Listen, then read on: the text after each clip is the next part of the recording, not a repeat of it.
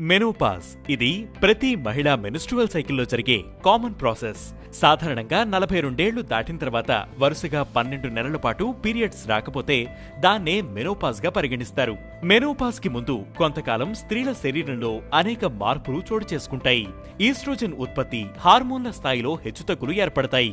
దీనివల్ల పీరియడ్స్ సక్రమంగా రాకపోవడం, ఎక్కువ లేదా తక్కువ రోజులు రక్తస్రావం అవడం వంటివి జరుగుతాయి.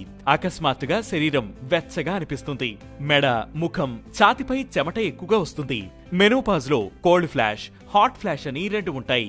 ఉన్నట్టుండి చెమట వస్తే అది హాట్ ఫ్లాష్, అకస్మాత్తుగా చలిగా అనిపిస్తే అది కోల్డ్ ఫ్లాష్. తుమ్మడం, దగ్గడం, కొన్నిసార్లు గట్టిగా నవ్విన సమయాల్లో కూడా తెలియకుండానే మూత్రాశయం మీద నియంత్రణ కోల్పోతారు.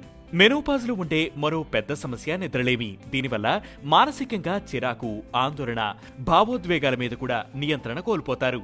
మెనోపాజ్ సమీపిస్తున్నప్పుడు జుట్టు, చర్మం పొడిగా మారిపోతుంది. కొంతమంది సన్నగా అయితే మరికొంతమంది బరువు పెరుగుతారు. నడుము చుట్టూ కొవ్వు పెరిగిపోతుంది.